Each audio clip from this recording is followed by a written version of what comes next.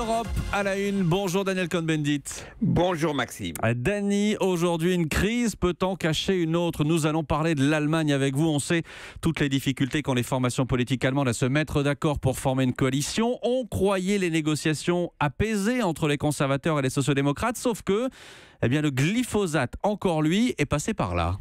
Exactement. Alors, et pour comprendre le problème, il faut savoir que quand il y a une coalition en Allemagne et que les deux partis ne sont pas d'accord, s'il faut voter, par exemple, en Europe, l'Allemagne doit s'abstenir. Le gouvernement doit s'abstenir.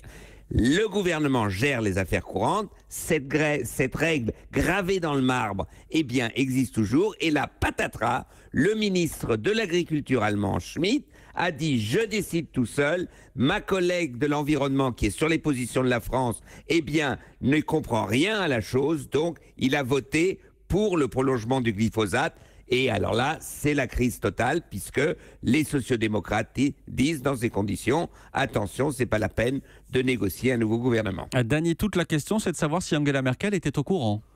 Alors, on sait qu'Angela Merkel est plutôt pour qu'on vote oui à la prolongation du glyphosate. Mais elle disait qu'il fallait respecter les accords.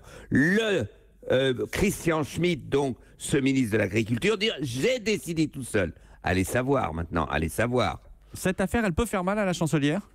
Oui, parce que les sociodémocrates vont lui dire, dans ces conditions, en tout cas, M. Christian Schmitt ne pourra pas rester au gouvernement. Le problème, c'est qu'il représente les Bavarois et que les Bavarois ont une élection dans 1 an, donc elle doit les protéger. Ça rend les choses plus difficiles pour Angela Merkel. Visiblement, elle perd la main. L'Europe à la une. Merci Dany, à demain. Europe 1.